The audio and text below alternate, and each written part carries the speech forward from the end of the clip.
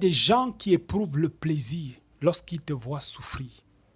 C'est-à-dire, quand tu souffres, tu pleures. Et parfois même, ces gens, même, c'est des personnes qui sont à côté de toi. Lorsque tu dis, vraiment, ma vie n'avance pas. Je ne comprends pas pourquoi les choses ne donnent pas. Et puis, quand tu te lamentes là, ces gens, ils sont contents. Ils sont fiers de te voir pleurer, de te voir gémir. Tu vas te dire, la personne compatit. Pourtant, la personne ne compatit pas. La personne arrive même à côté de toi, peut même pleurer avec toi. Mais dans son cœur, elle ne pleure véritablement pas. Elle est hypocrite. Il y a des gens qui aiment te voir souffrir. Écoute, dans la Bible, quand on regarde même la Bible, on voit le Seigneur Jésus, quand il était à la croix, à un moment donné, il a commencé à crier. Élie, Élie, lama sabachthani. Mon Dieu, pourquoi m'as-tu abandonné? C'est ça que ça veut dire.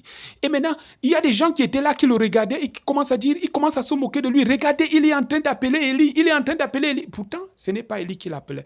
Il y a donc quelqu'un qui a couru rapidement, il a pris un chiffon, il l'a imbibé, il a mis, n'est-ce pas, le vinaigre dessus. Et il est venu obliger le Seigneur à boire, comme si le Seigneur lui avait dit qu'il avait soif. Imagine-toi, on te donne le vinaigre, tu as des blessures sur tout le corps.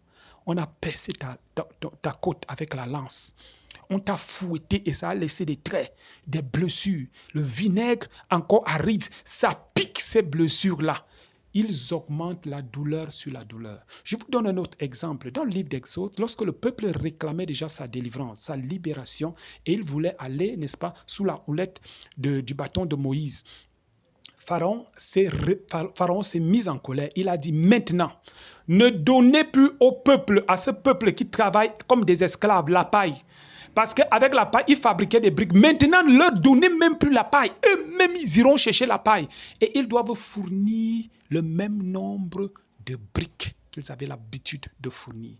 Le peuple souffrait déjà, ils étaient déjà esclaves. Mais Pharaon augmente encore la douleur, augmente encore la souffrance.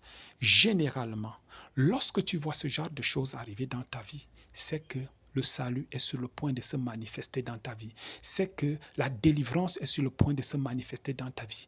Parce que c'est le diable qui veut t'intimider. C'est le monde des ténèbres qui veut t'intimider. Quand tu sens qu'aujourd'hui la maladie est arrivée dans ton corps et demain, à part la maladie, il y a autre chose encore qui vient s'ajouter encore, un autre problème. C'est d'abord toi qui étais malade, maintenant c'est l'enfant qui tombe malade. Et puis maintenant, le problème au niveau de ton compte bancaire, ainsi de suite, tu vois ça comme des tribulations. Il faut savoir une chose, c'est que la délivrance est sur le point d'arriver. Je vais prier pour toutes les personnes qui passent par ce genre de situation.